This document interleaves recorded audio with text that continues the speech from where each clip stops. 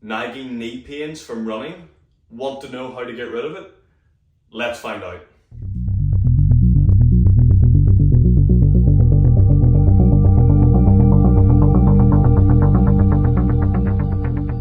Hello guys, welcome back to Running and Research with Chris, where we all do the running and I do the research so you don't have to. On today's video we're going to be looking at runner's knee. So what is runner's knee? Well, it is a general term that covers a wide variety of issues seen in the knee amongst the running population. There are three common problems. Number one is patellofemoral pain syndrome, which is the most common. Number two is iliotibial band friction syndrome. That is the second most common injury to a runner's knee.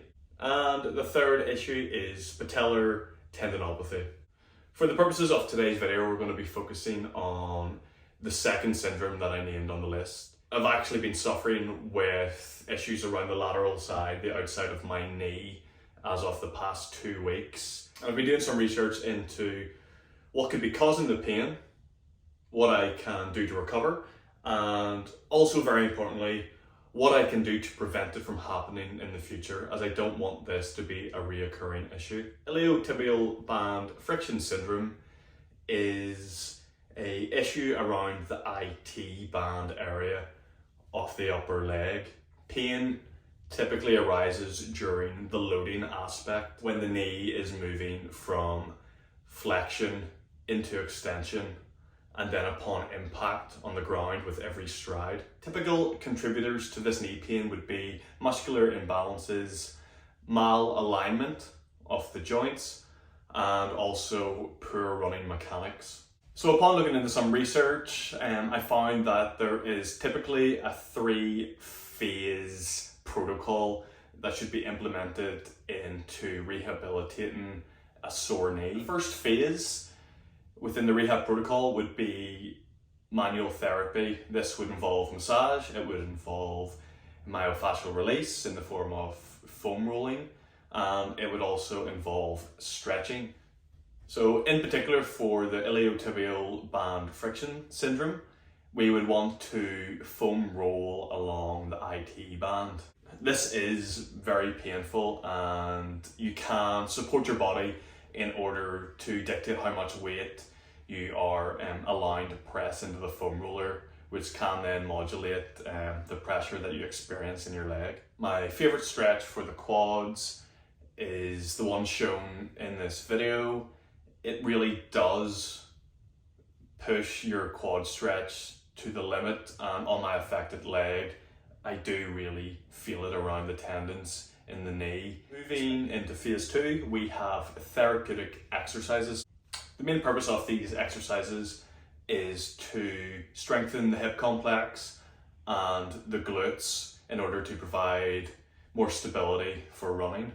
These can be broken into 2 different phases. The first phase being open chain exercises, and these typically just involve the movement around one joint. See here that I'm doing mule or donkey kicks, and this is just isolating movement around the hip, and you can feel your glutes firing and activating during this exercise. For all these exercises, you'd be looking to build up to 3 sets of 8 reps. The second phase is closed chain exercises, and these involve multiple joints in order to perform. Another fantastic exercise would be the single leg squat. Now, upon performing these, you need to cue a feeling of sitting back.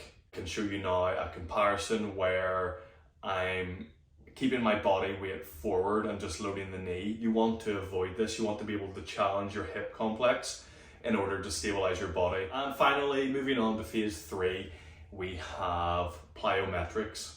So you don't want to move on to phase 3 if you're still experiencing pain within phase 2.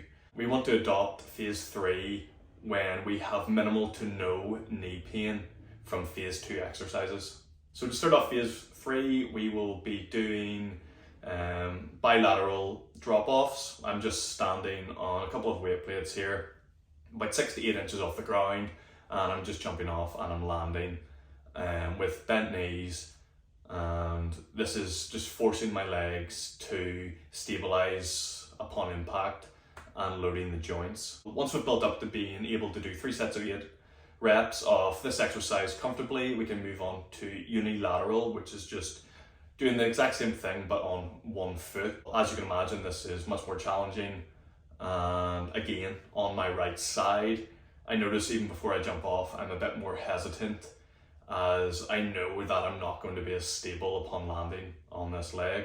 So as we can see, guys, there really does need to be a strategy implemented in order to rehabilitate a knee injury. It's not as simple sometimes as just resting, as just icing. Although these things do help in order to prevent future knee injuries and reoccurrence, we must implement the strategy to strengthen the weaknesses that we have in the affected areas. Remember, guys, if you enjoyed the video, please like and subscribe.